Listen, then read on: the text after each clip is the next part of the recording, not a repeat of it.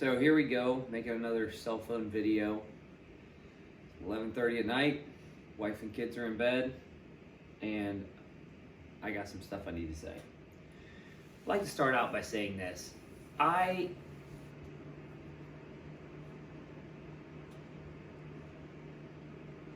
feel the need to talk about the facts of some things I've learned. If I were to tell you that there's a handful of people that are controlling our county and picking who's going to be in office behind the scenes, and had the physical proof to show you, and they're not doing anything illegal, they've just learned the rules of the game, as Albert Einstein said, and they're playing better than everyone else, mainly because the rest of us don't know the rules. Would you want to know how that worked, and would you want access to that information? Well, that's exactly what I'm going to go over. I found this out probably about 5 months ago, and I've been quietly going behind the scenes, showing my cards to individuals who I thought might be interested in getting involved to help bring some accountability and transparency to local government and our representation in the state. And I want to say, I don't have anything maliciously against any individual that I'm going to talk about. I've got family, nieces, and nephews. I've got some nieces that live pretty close to us. And oftentimes when there's drama with their friends at school or a situation in the family or something else, a lot of times, it's become a frequent phrase, I need to go talk to Uncle Sam about this, or I need to get some time with Uncle Sam. And so maybe we'll call this conversation here at almost midnight on a weekend night, maybe we'll call this Time with Uncle Sam. And what those conversations usually consist of is they come to me because there's an issue, they're not exactly sure who to talk to or how to resolve it, but it usually has to do with somebody they love and care about. And a lot of times that's friends or family. And so, as a Republican, as an American, as a Hoosier and a Dearborn County resident, I think there's some things that need to be talked about within the Republican family. And maybe some of these individuals I'm going to talk about, or some of these situations that are going on, are family to you. Maybe they're friends of yours, or people you knew or grew up with. That still doesn't change the fact that I think this stuff needs to be out in the open. And so when I'm old and I pass away and I go home to be with the Lord and I am nothing but a memory here on this earth, one of the things that I want people to remember me most for, the people I interacted with, no matter what the circle, I want to be known as and remembered as a man who loved deeply. I love my family, I love God, I love my community, and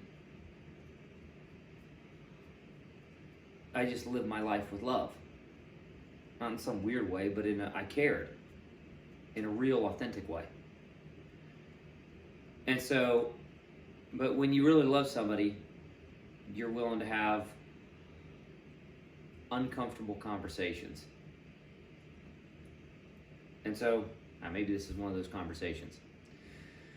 So let me take you back five months ago where I was. I was a self-employed husband, father, young family, working American, cares about what's going on in the country, but did not want to have to be involved politically. I think politics is a lot like wiping your rear end after you go to the bathroom. I think everybody should do it. I think you should do it. I think I should do it. I think people should wash their hands when they're done. I think it's weird when people like it or enjoy it or it's their hobby. I just think that's weird. I think it's something that we all need to be civically responsible to do, but it's not something I want to do. And just because somebody's good at something doesn't mean they love doing it. I think you should be good at whatever you do. If you're putting in septic systems or pumping septic tanks, I think you should do it well. I think you should do whatever you do. Anything worth doing is worth doing well. But I have yet to meet the person who just grew up to, I just want to pump septic systems, man, so I love smelling somebody else's crap. That's a weirdo. And I think it's a weirdo who just always wants to grow up to, I just want to be involved in government. I just love government. I just love politics. I don't agree with that. So that's where I was in August. There's a lot of issues and a lot of things, as I'm sure many of you are of the same opinion, that in the last few years, you kind of do a double take and you go, how did we get here? Like, how did things slip this far? How do we wind up with these kind of people running the show and controlling so much of our lives? And there's probably many answers to it, but I think one of the realizations that I came to was, whether I want to be or not, the reality is I'm not involved, and I need to be at another level than what I currently am. And so we are a nation of laws. That's what a republic is rule of law. And we have representation, but it takes a large number of people distributed throughout a region to change what those laws are. We're not, our founding fathers set this country up to be ruled by law, not by individuals. And to give the everyday normal person the most amount of power, call it we the people, and to be able to keep government on a leash. I've got a quote that hung in my office from Thomas Jefferson that said, when the people fear the government, there's tyranny. But when the government fears the people, there's freedom. And in the last few years, I think more and more of us have been going, I'm not so concerned about China or Russia as I am about my own government. I think that's a greater threat to my liberty than some foreign entity. And I think there's a lot of people in government, or it seems like our government, from my perspective, our government is becoming, and certain corrupt people in our government, in probably both parties, are becoming more and more emboldened to control things, control people, and they could use a healthy dose of fear and accountability. And so I got involved. Senator Chip Perfect stepped down midterm, and there was a caucus. Didn't even know what a caucus was until I was running in one. And when there's other videos, you can go to my YouTube channel, @FreedomFather on YouTube, or just search my name, Sam Mortensen, and you can look up some videos that I did from running that caucus. But I got access to this information I had to file financial disclosures at the State House to be able to get on the ballot for the GOP. And when I did, I got a list of all the precinct committeemen. And I knew what a precinct committeeman was, but I didn't know what they did specifically. I remembered somebody teaching me about a precinct committeeman 15 years ago when I was in high school. And I've got, when I decided to be a little bit more politically involved, my neighbor, really good guy, was my precinct committeeman and was a customer of mine, and we aligned very similarly on political views. And so I thought, hey, somebody else good's doing it, I don't have to do it, we're good. And so one of the things I realized, though, is I ran in a Senate election, and I put 70 man-hours in that campaign in less than 2 weeks. My wife was 39 weeks pregnant. We had twins, Reagan and Liberty, that were 18 months old, running around, and I'm finishing up a big tree project for a customer of mine. And I didn't have time to do what I did, but we made it work because there's a lot of things legislatively that are important to me. And you can't complain about things. You don't have a right to complain about things if you're not going to be a part of, or offer to be a part of, the solution to fix those things. And so I ran, and after running is when I figured some of this stuff out. And so I'll just go through a couple of these things. So basically what it comes down to, the GOP works like this. So I know I've asked a lot of people this question over the last several months. Hey, do you know how the GOP works? And most of the answers I get are very similar to what I thought. The GOP is this moving hand, or the parties are these moving people behind the curtain who've just been around for a long time, and it's a good old party, and you know it's they have a lot of sway as far as towing the party line, but nobody really knows how they get there. Well, they've just been there for years, and that was my perception. That's what a lot of other people perceived.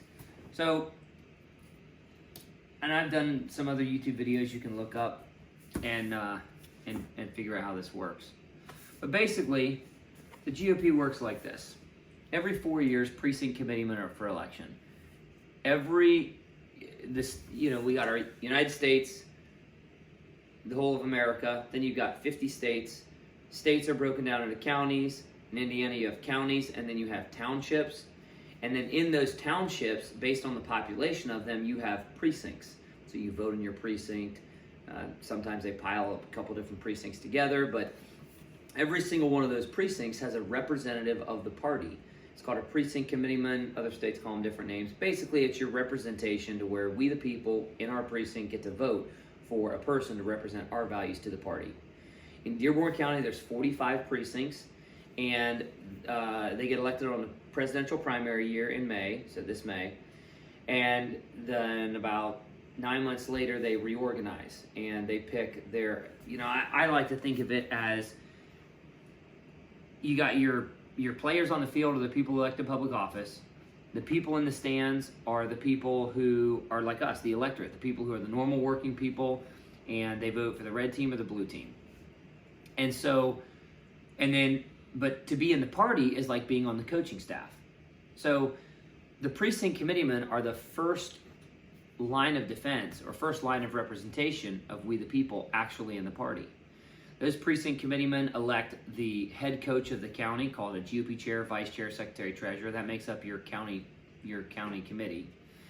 And then the next Saturday after that, it's the first Saturday in March after a presidential inauguration, the county's organized in the state of Indiana. Then the next Saturday, once they pick their heads, then the whole congressional district gets together.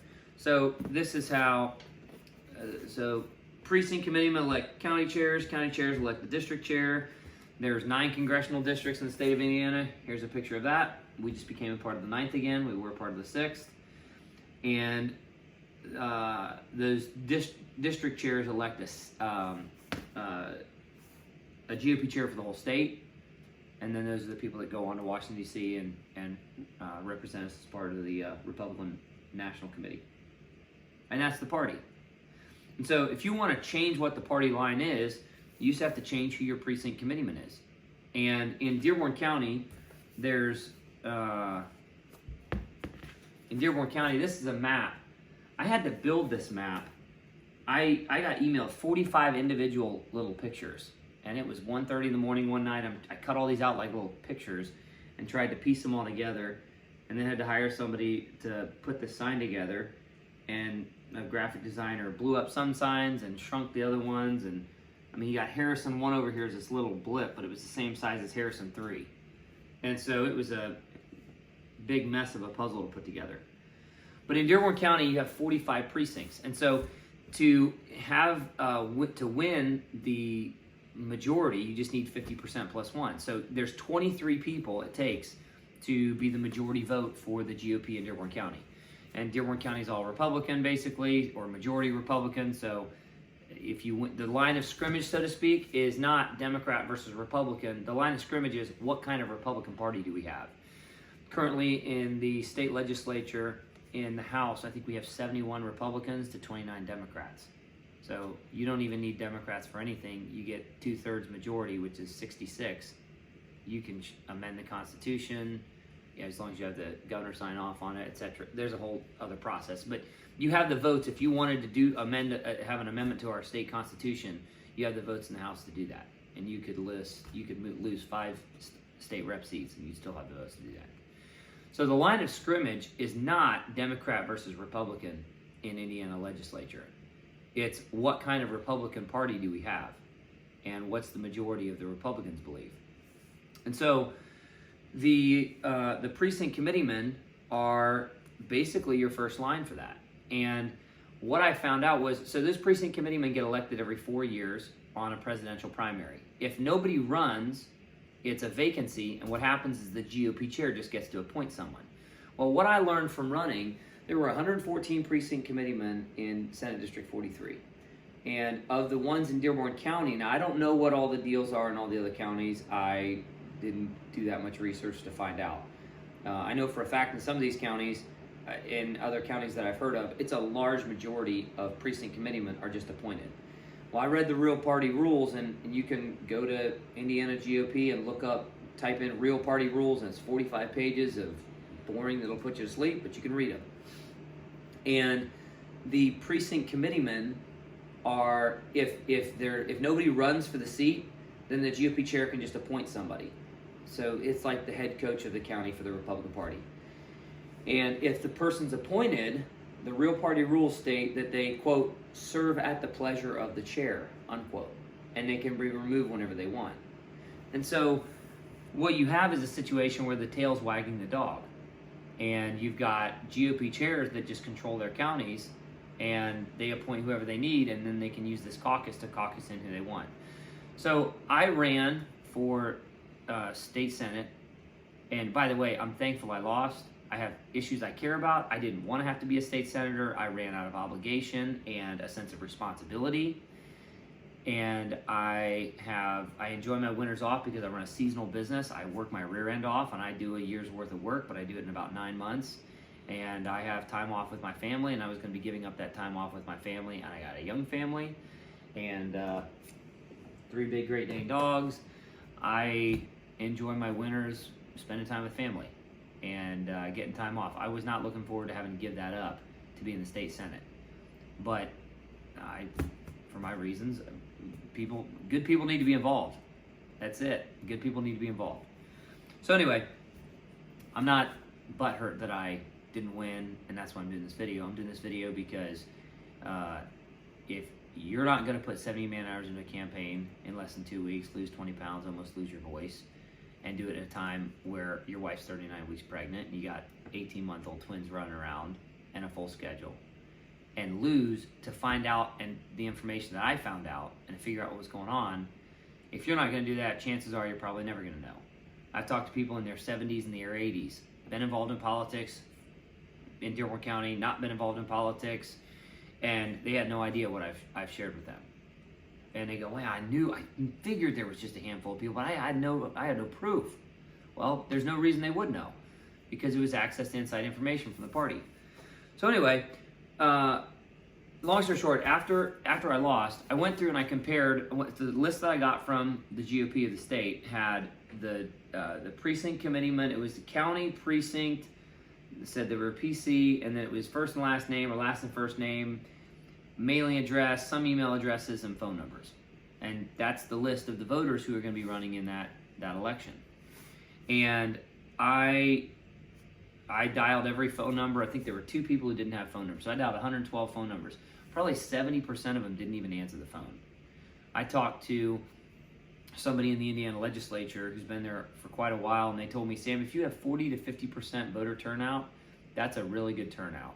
I've seen people get elected to the legislature with sometimes just in the low or high teens voting them in. And to get elected, you only need 50% plus 1 of the precinct committeemen that show up to the caucus, which is that special election of the precinct committeemen.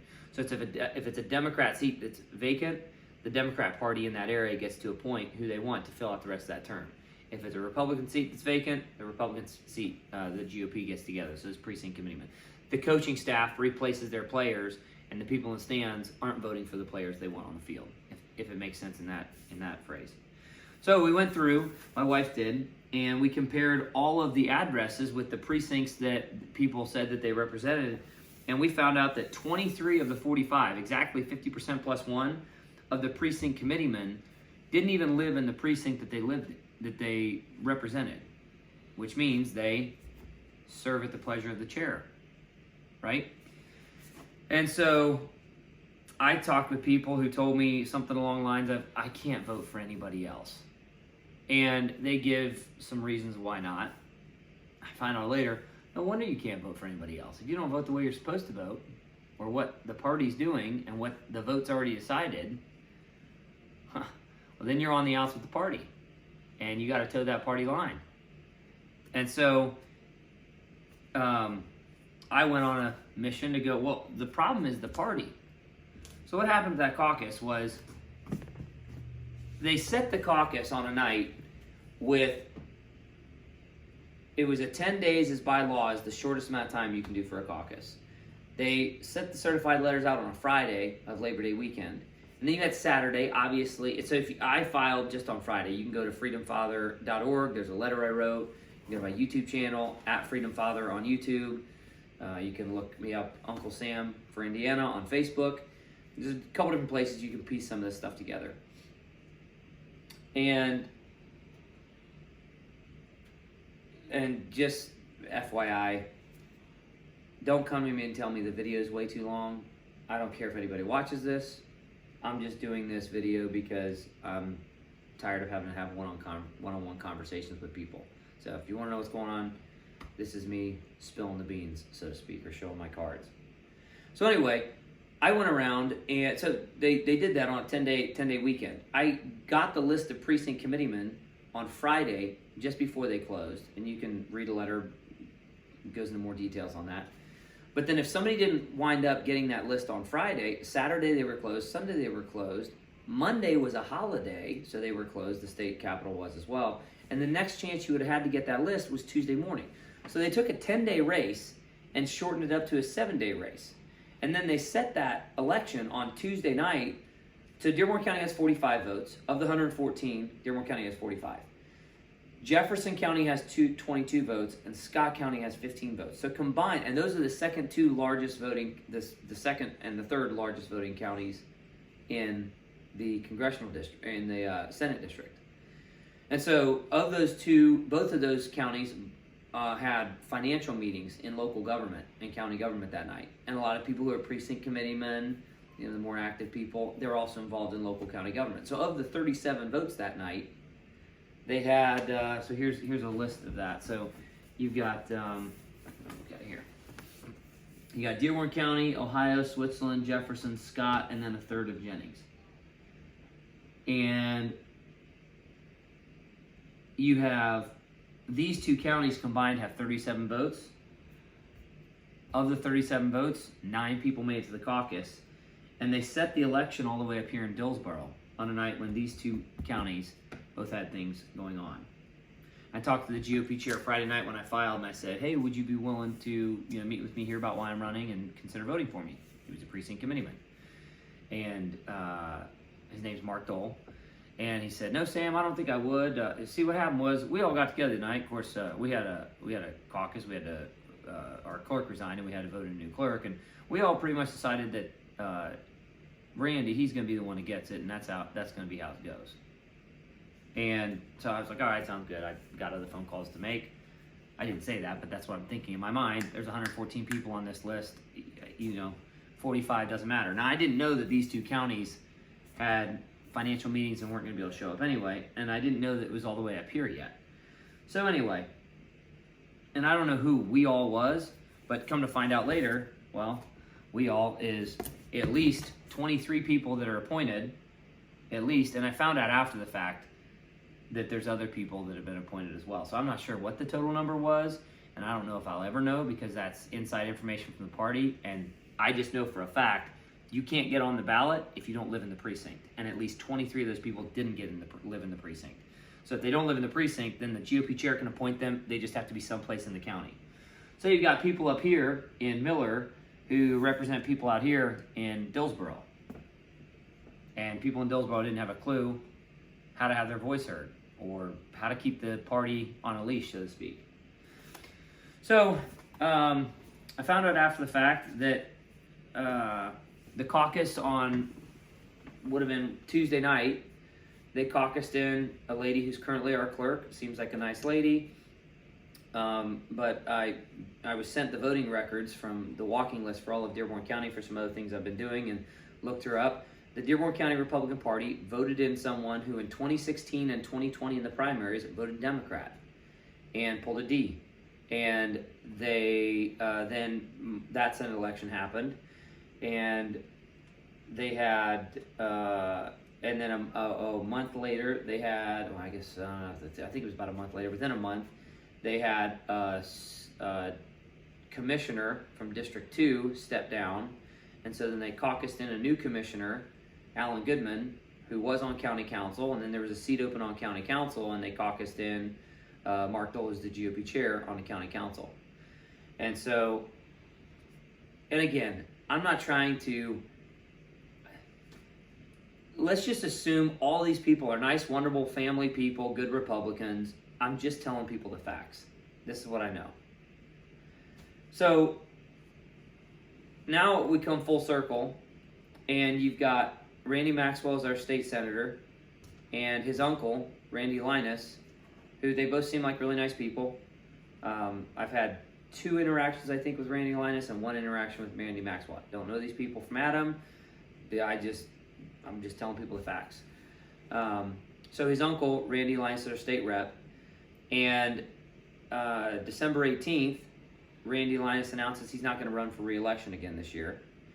And the same day, Garrett Bascom, who's currently a part of the state committee, and Garrett seems like a really nice guy. He and I have a lot in common. He's got twins. I've got twins. You know anybody with twins? It's like we're a part of, my girls were born, and I'm a part of this twin club I didn't even know existed. And Garrett seems like a really nice guy. We have a lot in common. There's some things we agree on. There's some things we don't agree on. But nice guy. I don't have anything personally against Garrett. But the same day that Randy says I'm stepping down, Garrett's got all his campaign stuff ready to go, and there was one other gentleman who filed to be on the ballot for state rep, and but he didn't vote in 2 primaries, and so Mark Dole challenged him, and he got removed from the ballot. So it all comes down to this. If you control the GOP and you control the coaching staff, you basically control what kind of team you're going to have.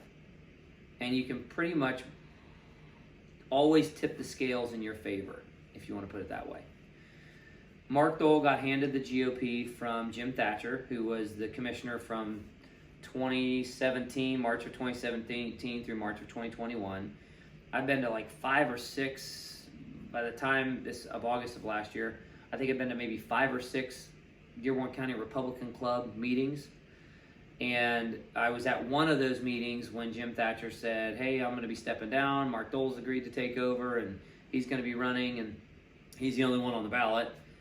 I don't know how this always works. There's always just one person on the ballot. Not sure why that works this way, but whatever. It's like we don't want any competition in the GOP. Why? Competition makes everybody better. But maybe that's my weird belief. So anyway, I was at one of those meetings when that happened. So Mark Dole was appointed a precinct committeeman, who I think he's up in Logan 2. Don't quote me on that. I think he's up in one of those. Yeah, lives in Logan 2. So all the way up here is Logan 2. Let me see if I got this here. Here is Logan 2. But he was appointed a precinct committeeman for Washington precinct down here. So lives up here, was appointed to vote here. And then was handed the GOP chair by Jim Thatcher, which if Jim had over 23, maybe more votes, he can basically pick who he wants because you serve at the pleasure of the chair. If you're not going to vote for Adele, you're going to vote for, let's remove you and put somebody else in there.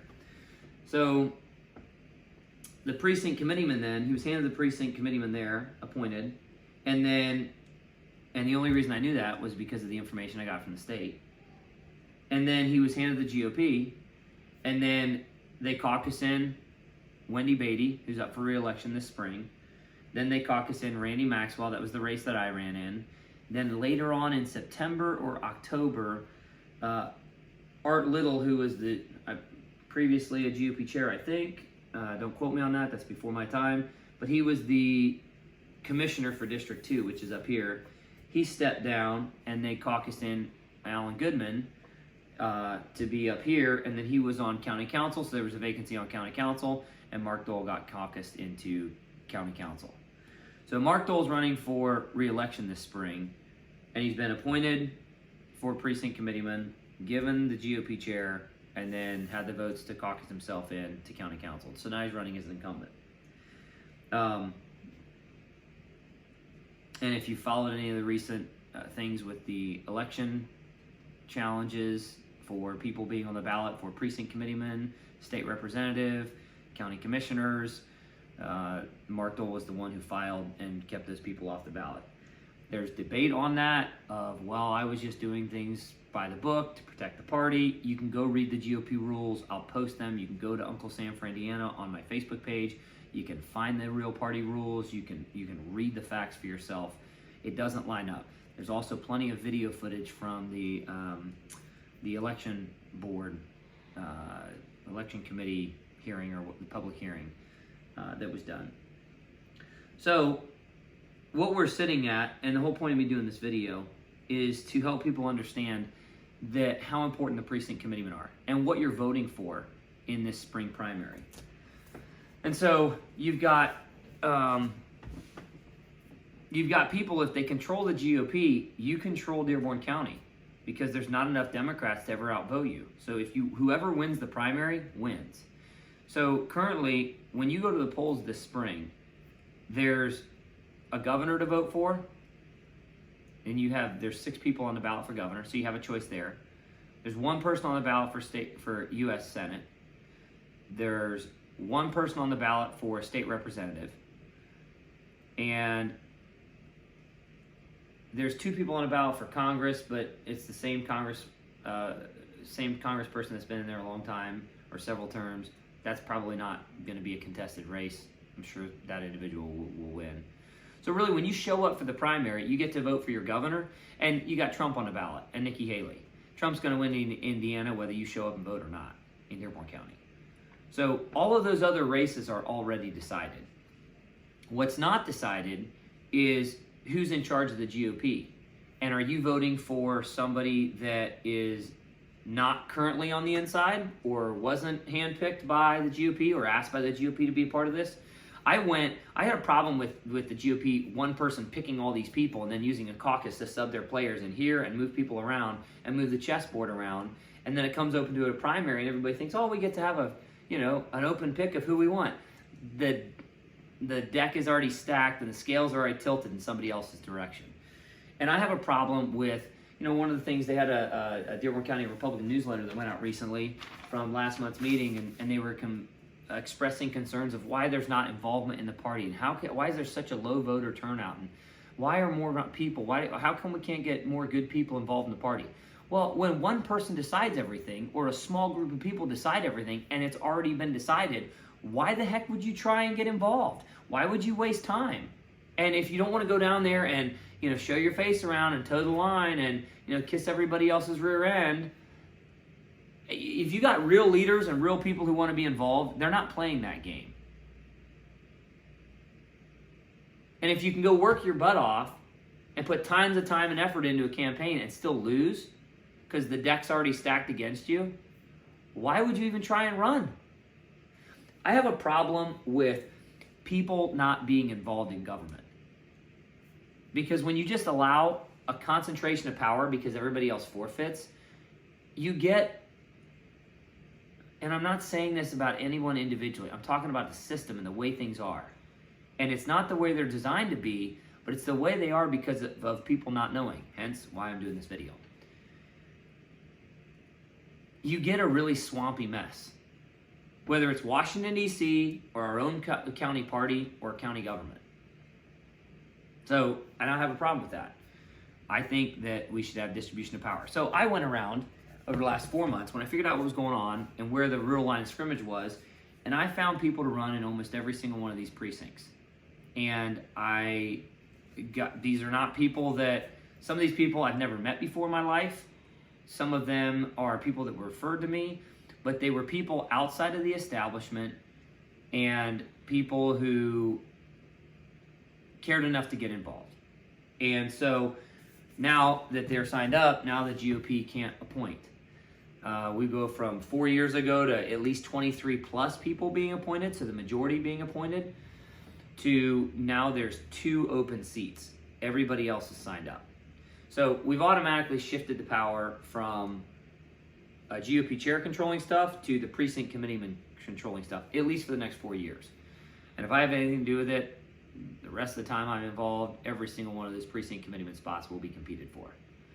And so that's battle number one. That's already won no matter who gets on the ballot. But it was kind of funny, payback, I don't know what it was, but I had instructed people, hey, go in towards the end of the time. That way you catch them by surprise. If they're just going to appoint everybody again, they've been appointing them for years, learn the rules of the game and then play better than everyone else, catch them by surprise. And seeing people's reactions was pretty funny. I heard that I think the clerk is going to have to order all new ballots is what I was told, because there's too many people who signed up and they're not going to fit everybody on there. Well, problem solved. Now you have party engagement. Well, you're welcome. So anyway, there's a couple people who are running and they are contested, and if this is works as a personal endorsement of these people for precinct committeemen, here it goes as follows. So you've got in Center 3, which is in Aurora, you have Bill Sechrist, or William Sechrist. You've got Center 6, Jennifer Fairman. Clay 1, Dave Holland. Clay 3, Steve Gemmer. You've got Greendale 1, you have Melissa Watkins. Greendale 2, Natalia Beam. Greendale 3, Bob Cuneo. Greendale 4, Zach Allen. You've got Harrison 3, Sherry Ann Admire. I'm in Hogan, Sam Mortensen. You've got Jackson Township. You've got Jason Gutzweiler. You've got Kelso 2 is Errol Fowler, who is a Vietnam Purple Heart recipient, a man that I got the honor of meeting about a year and a half ago. He's got an incredible story, and if you live in that area, he's never voted. His wife drove him down to the courthouse, and he's going to be having a surgery this spring. Keep him in your prayers. Just an incredible man, incredible story. He's a pastor now. He's got an amazing testimony of how his life is shaped up and his journey. If you get a chance to read about it, it's in a book I got a chance to read. I'll maybe post about that later. But anyway, he's running. This is the first time. He's an older gentleman now, Vietnam Purple Heart recipient veteran, and it's the first time he told me he's ever signed up to be involved in government. And I thought that's a pretty cool story. He's in Kelso 2. You got Kelso 3, Dwayne Bischoff. And then you've got Lawrenceburg 3, Janie Wilson. Lawrenceburg 4, Mike Lawrence. Lawrenceburg 8, Catherine Nikolai. You got, let me see down here, Logan 2, you have Kelly Barnes. Manchester 1, Steve Neal. Manchester 2, Rachel Roll. And then you've got Miller 1 is Vern Beck. And who else we got? Miller 7, Megan Keith. Sparta 2, Glenn Wright. And Washington, Pete Brick. And York, Joe Loshinger. And that's those are the precinct committeemen. So if you want to flip the power structure of Dearborn County and just bust up the good old party and that small group of friends that control things. For example, when I ran, there's nothing illegal about this, but when I ran in the Senate race against Randy Maxwell, we got a list when we of all the people who showed up. Some of the precinct committeemen didn't show up, and so they were able to appoint a vice chair to go and vote for them. That's a part of the party rules. They're able to do that.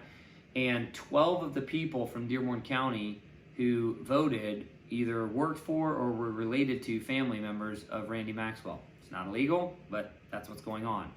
You've got the 2 commissioners who are up for re-election. Jim Thatcher is in District 1, and Alan Goodman, District 2. Again, these probably nice people, good people. I don't know these people personally. Jim Thatcher was a landscape customer of mine for a couple years, and I think I've met Alan Goodman once. I shook his hand, and I saw him a second time at the clerk's office. So I don't have a personal vendetta with these people. I'm just telling people facts. But these 2 are commissioners. They own real estate property together in Aurora. It's a Goodman Thatcher Communities. It used to be Aurora Apartments. I used to mow that property, and they're commissioners. And if you have 2 commissioners, you got 50% majority voting with the commissioner board.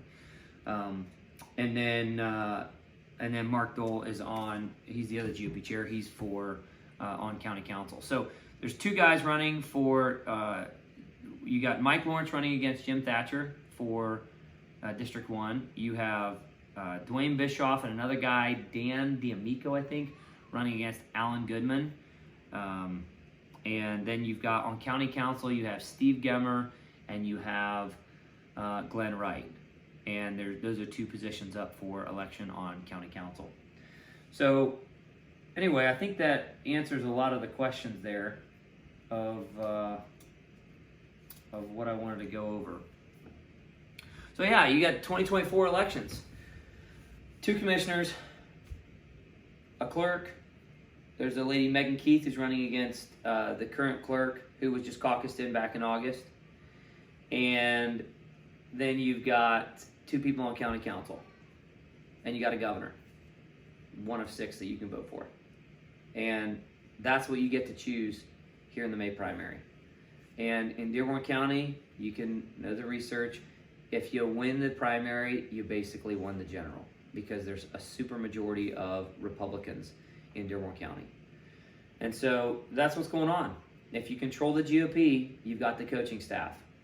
You basically decide what kind of party you're going to have. So I would encourage you to reach out to your precinct committeeman or find out who's on the ballot. If you're in one of those precincts that I named, call those people. Find out who best aligns with your values and ask them what their involvement is or what they plan on being involved with. And find somebody that really represents your values. Because those precinct committeemen, I found this out, this was another stat that I was told, that 40 to 50% of the people currently serving in the Indiana State Legislature won their first election via caucus. And Randy Maxwell won his by caucus, fair and square. They didn't do anything illegal, but that's the way things were. And his uncle, Randy Linus, who's our state representative, he won his election by caucus. And I think the way it goes, District 68 was, and this was me in high school, so this is going off of memory. There was a Bob Bischoff, who was the 30-year unbeatable Democrat from this area, and then a guy, Judd McMillan, I think was his name, who ran against him. I think he was kind of a Tea Party candidate, or that was the Tea Party era.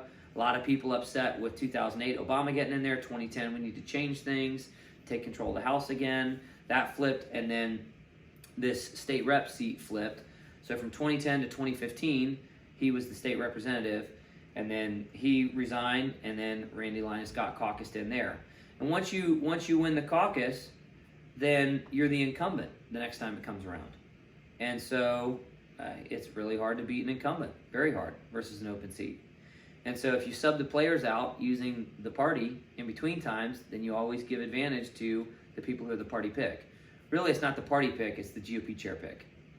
Because it's the GOP chair who's appointing most of these people.